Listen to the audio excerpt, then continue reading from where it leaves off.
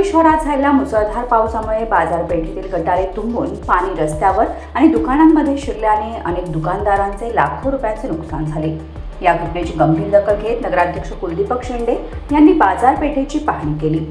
पाहणी दरम्यान गटारांमध्ये मोठ्या प्रमाणात प्लास्टिकच्या बाटल्या व अन्य कचरा आढळून आल्याने त्यांनी तीव्र नाराजी व्यक्त करत तात्काळ कारवाईचे आदेश दिले। या पार्श्वभूमीवर 30 जुलै रोजी गुरुवारचा आठवडी बाजार तात्पुरता बंद ठेवण्याचे निर्देश देण्यात आले। त्यानंतर बाजारातील व्यापाऱ्यांनी नगराध्यक्ष शेंडे यांची भेट घेऊन चर्चा केली। यावेळी गटारात किंवा सार्वजनिक ठिकाणी कचरा टाकणाऱ्या व्यापाऱ्यांवर दंडात्मक कारवाई करण्यात येईल असा स्पष्ट इशारा नगराध्यक्षांनी दिला। खोपोलीच्या गुरुवार बाजारात मोठ्या प्रमाणावर व्यापारी व्यवसायासाठी येत असतात, मात्र काही व्यापाऱ्यांकडून प्लास्टिकच्या बाटल्या, पिशव्या आणि इतर कचरा थेट गटारांमध्ये टाकला जात असल्याने पावसाळ्यात गटारे तुंबून बाजारपेठेत पाणी साचते।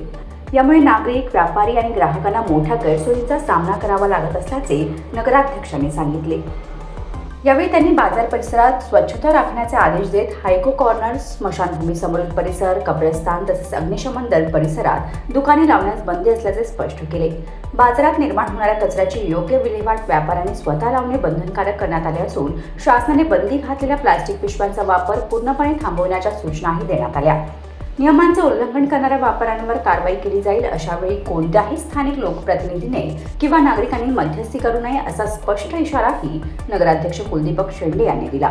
खोपोली शहर प्लास्टिक मुक्त, स्वच्छ आणि सुशोभित करण्यासाठी सर्व व्यापाऱ्यांनी सहकार्य करावे असे आवाहन त्यांनी केले। बघा काय झालं की आपल्या या मागच्या 15-20 दिवसापूर्वी इतकी अतिवृष्टी खोपोलीत झाली। त्यामध्ये सर्व नाले आमच्या नगर परिषद प्रशासनाकडून आणि सफाई कर्मचाऱ्यांकडून चांगल्या प्रकारे साफसफाई झाली होती, परंतु प्रचंड प्लास्टिक बॉटल आणि याच्यामुळे पूर्णपणे परत ओव्हरफ्लो होऊन काही दुकानांचं नुकसान झालेलं होतं बाजारपेठेमध्ये आणि बऱ्याचशा लोकांचं नुकसान सुद्धा झालेलं होतं। पण आम्ही अंतर्गत हे गेल्यानंतर लक्षात आलं की प्लास्टिकच्या ह्याच्यामुळे खूप प्रचंड प्रमाणात पाणी थांबतंय।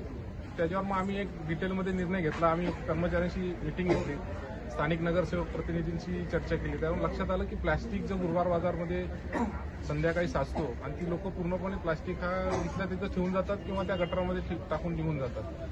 त्यामुळे तेव्हाच आमच्या कॉन्सिल मीटिंगमध्ये जी काही सर्वसाधारण सभा होते त्यात विषय झाले होते।